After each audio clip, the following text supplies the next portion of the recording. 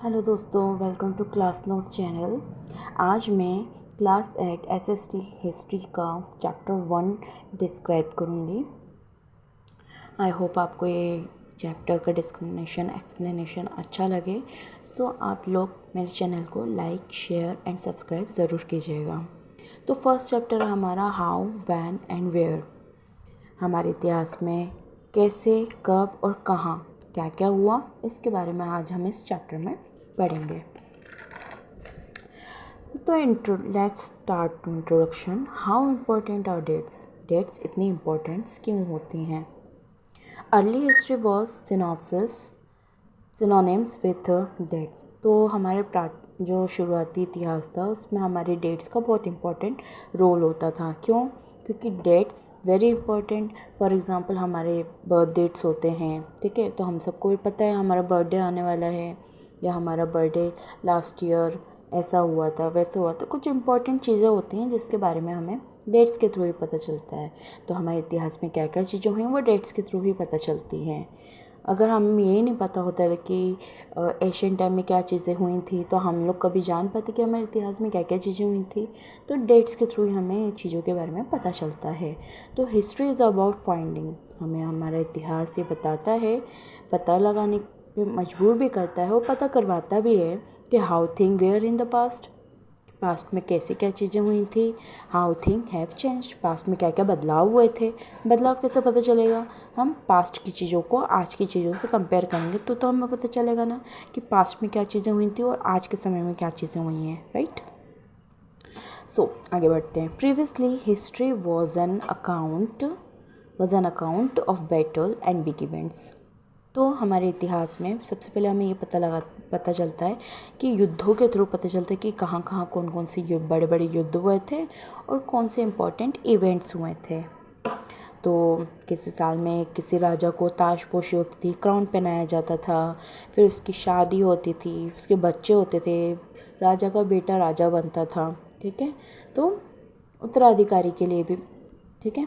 फिर युद्ध होते थे, बैटल्स होते थे, वॉर होती थी, देन उसके डेथ हो जाती थी। उसके बाद में नेक्स्ट जो उसका रूलर होता था वो उसके राजपाट को आगे कैसे बढ़ाता था और कैसे डाउनफॉल होता था, कैसे सक्सेस होते थे, कैसे थ्रू आउट और डाउनफॉल में जाता था। तो फॉर एग्जांपल हम लोग अगर हमारे हिस्ट्री के मैप को ही देखें तो पहले हमारा हिस्ट्री कैसा इंडिया के मैप को देखें तो इंडिया का मैप पहले कैसा था और आज के मैप में देखें तो जोग्राफिकल जो डिफरेंस होते हैं वो पता चलता है। तो बिफोर कैसा था और आफ्टर कैसे हैं। हिस्टोरियंस, ठीक है, हिस्टोरियंस वो होते हैं जो इनके बारे में, सबके बारे में हमें पता लगाते हैं। इतिहासकार होते हैं, ठीक है। The first governor general of India हमारे थे वॉरेन हेस्टिंग। मोस्ट इम्पॉर्टेंट ये टॉपिक्स पूछे आते हैं। और लॉर्ड वाइसरॉय लॉर्ड माउंटबेटन थे, ठीक है। यहाँ तक आपको समझ में आया हो। आगे बढ़ते हम। तो हमारी मॉडर्न हिस्ट्री को 3 पार्ट्स में डिवाइड किया गया है। किनके थ्रू? जेम्स मिल कौन थे? ये एक स्कॉटलैंड के पॉलिटिक फिलोसोफर थे, साथ ही ये एक इकोनॉमिक्स्ट भी थे।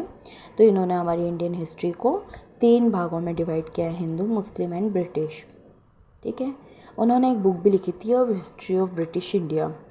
ये बुक लिखी थी जेम्स मिल के थ्रू, ठीक है। उस समय में जब इंडिया ये आए थे तो इन्होंने जो जो चीज़ें यहाँ देखी, फेस की, उसके अकॉर्डिंग इन्होंने हिंदू, मुस्लिम, ब्रिटिशर्स में डिवाइड किया था। According to James Mill, when he came to India, Indians individually casteism abuse to each other. अपने ही जाति धर्म के नाम पर इंडिया के आपस में ही लोग लड़ते रहते थे। तो ये सब चीज़ें उन्होंने देखी।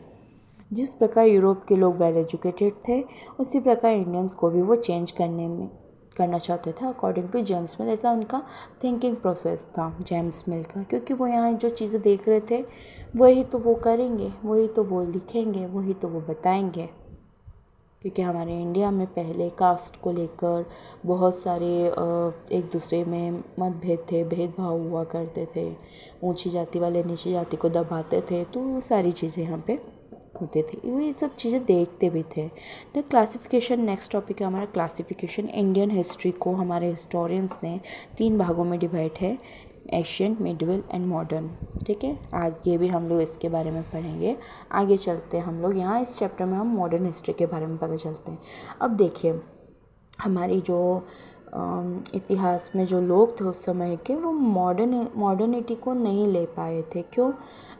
तो कुछ तो चीज़ें हमें पाश्चात्य वेस्ट से चीज़ें हमने बोरो करी हैं, ठीक है। Source of modernity, science, equality, economy, freedom, liberty, democracy, ये सब चीज़ें हमारे इंडिया में थी ही नहीं। तो ये सब चीज़ें उन्होंने वेस्टर्न कल्चर से जो लोग आए हुए थे उन लोगों को देख देख के सीखा।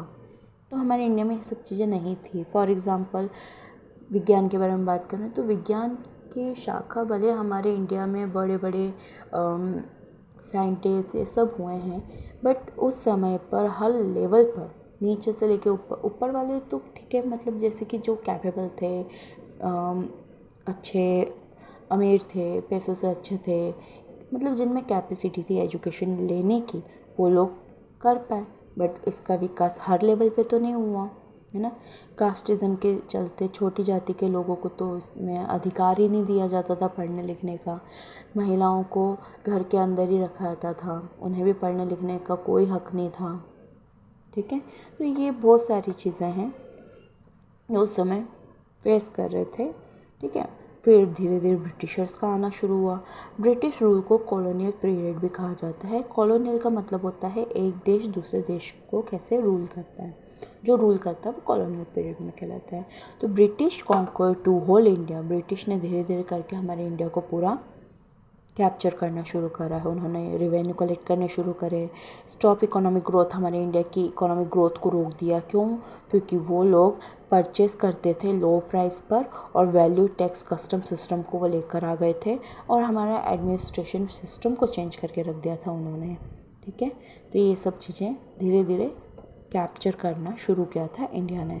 अब देखिए, ब्रिटिशर्स को अपने डॉक्यूमेंट से बहुत प्यार था, उसके लिए उन्होंने, जैसे कि आज के समय में लाइब्रेरीज़ में सारी चीज़ें हमें मिलती है ना, उसी प्रकार डॉक्यूमेंट्स को एक आर्चिव्स बिल्डिंग्स होती थी, आर्चिवर्स कैप्ट सर्व, वहाँ पे रखा जाता था संभाल कर सारे डॉक्यूमेंट्स जो ब्रिटिशर्स के बनाए जाते थे। बहुत ही सुंदर राइटिंग में कैलीग्राफिस्ट के थ्रू लिखवाए जाते थे, कैलीग्राफर में, ठीक है, हैंड रिटन होता था। फिर धीरे सर्वे उन्होंने करना शुरू किया। इंपॉर्टेंट बेनिफिट मिला उनको रूलिंग करने में, शासन करने में हमारे इंडिया को। धीरे धीरे करके वो सर्वे करते थे। सर्वे के दौरान वो मैप ड्रॉ करते थे कि विलेजेस कितने कितने हैं तो वहाँ से कितना कितना क्या क्या रेवेन्यू बनेगा।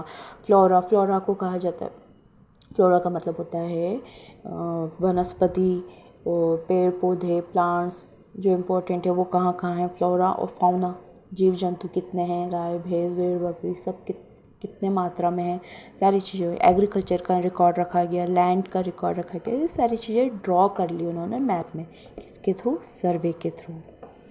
फिर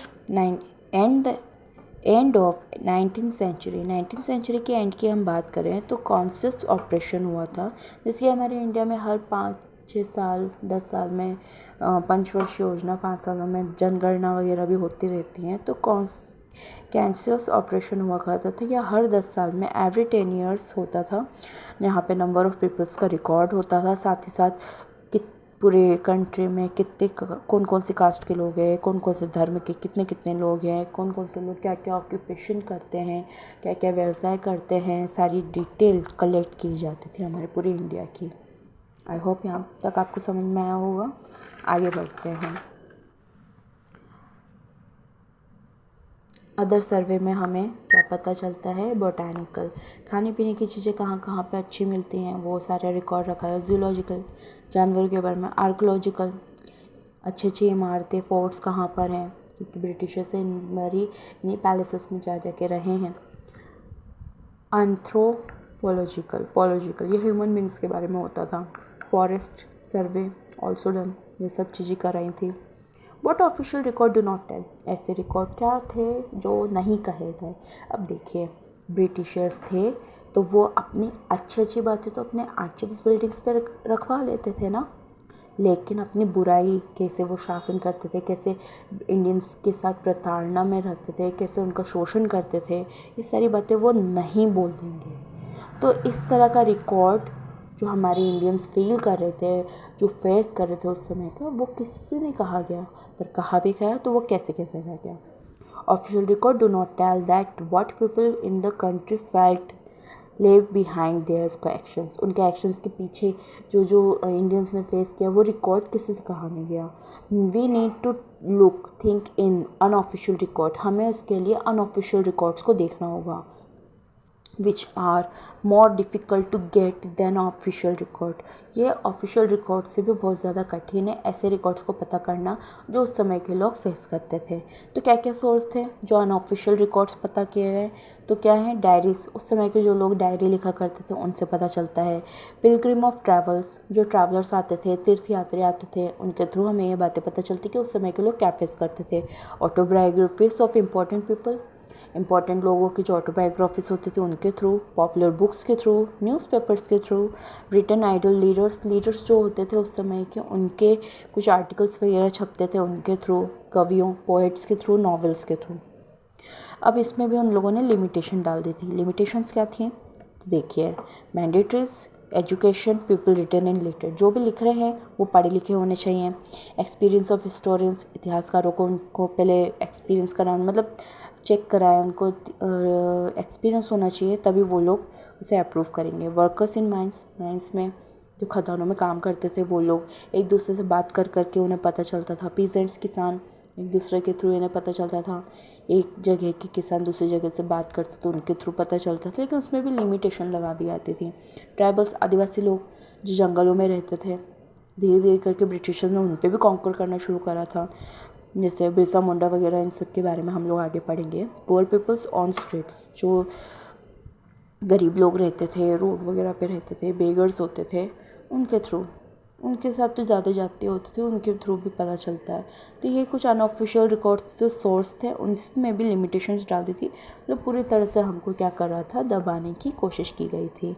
ठीक है, आपको मेरा ये चैप्टर आज का यहाँ पे अच्छा लगा हो तो आप लाइक, शेयर एंड कमेंट ज़रूर कीजिएगा एंड सब्सक्राइब कीजिएगा। इसके पार्ट 2 में हम इसी का छोटा सा रिवीजन देखेंगे, ठीक है, ताकि आपको ये सारी चीज़ें और अच्छे से रिकॉल हो जाएं। Okay, thank you for watching.